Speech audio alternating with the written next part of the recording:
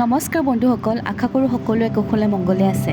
আজি মই কথা পাতিম ঘৰত ৰাখিবলগীয়া কিছুমান বস্তুৰ বিষয়ে, যিয়ে আপোনাৰ জীৱনত এক পজিটিভিটি আনে। তাৰে প্ৰথমটি হ'ল উৰি থকা চৰাই। সেয়া শ্ব'পিছে হওক বা পেইণ্টিং, উৰি থকা চৰায়ে বৃদ্ধিৰ প্ৰতীক সূচায়। ইয়াৰ মানে হ'ল আপুনি আপোনাৰ জীৱনত বৃদ্ধিৰ বাবে সাজু হৈছে। ঠিক তেনেদৰে দ্বিতীয় বস্তুটো হ'ল পখিলা। সেয়া পেইণ্টিং হওক বা ড্ৰয়িং, যিকোনো ফৰ্মত লগাব পাৰি। ইয়াৰ দ্বাৰা ইয়াকে সূচায় যে আপুনি আপোনাৰ ৰঙীন জীৱন অতিবাহিত কৰিবলৈ প্ৰস্তুত হৈছে। ক'ৰবাত যদি বহি থাকোঁ, হঠাতে এটি পখিলা দেখিলে আমাৰ চকুজুৰি সেইফালে যায়। পখিলাৰ ৰঙে আমাৰ দৃষ্টি নিবদ্ধ কৰি ৰাখে। ঠিক তেনেদৰে আপোনাৰ যদি জীৱন ডাল বা বৰিং হ'বলৈ ধৰিছে, পখিলাৰ ছবি ঘৰলৈ নিশ্চয়কৈ আনক।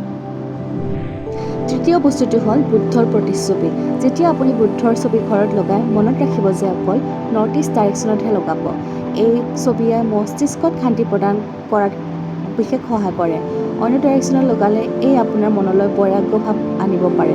বুদ্ধৰ ছবি যেতিয়া ঘৰত লগাব, তেতিয়া ছবিখনৰ পাছফালে আপুনি কি বিচাৰে সেয়া লিখি দিব।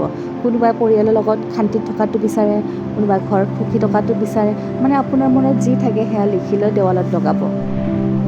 চতুৰ্থ বস্তুটো হ'ল ৰাজহাঁহ। ৰাজহাঁহ আমাৰ সৰস্বতী দেৱীৰ লগতো জড়িত হৈ আছে। ৰাজহাঁহক যদি কোৱা হয় গাখীৰৰ পৰা গাখীৰ উলিয়াই দিয়া, তেনেহ'লে সি অকল গাখীৰখিনি উলিয়াই পানীখিনি থ'ব পৰা ক্ষমতা আছে। ইয়াৰ মানে হ'ল আপুনি যিকোনো সমস্যাৰ সন্মুখীন হ'লে এই সদায় ভালতকৈ ভাল উপদেশ আপোনাৰ মনলৈ আনিব। এই ইয়াৰ শক্তি। ৰাজহাঁহকো সদায় নৰ্থ ইষ্ট দিশতহে ৰাখিব লাগে। এই যদি আপুনি নেগেটিভ চিন্তা ভাৱনাৰ পৰা প্ৰেৰিত হৈ থাকে, সেই সকলোবোৰ চিন্তা দূৰ কৰাত সহায় কৰে। আপুনি বস্তুবোৰ ক্ৰয় কৰোঁতে দামী ল'বৰ কোনো প্ৰয়োজন নাই। আপুনি ইচ্ছা কৰিলে গুগলৰ পৰা ফটোবোৰ ডাউনলোড কৰি ঘৰত লগাব পাৰে।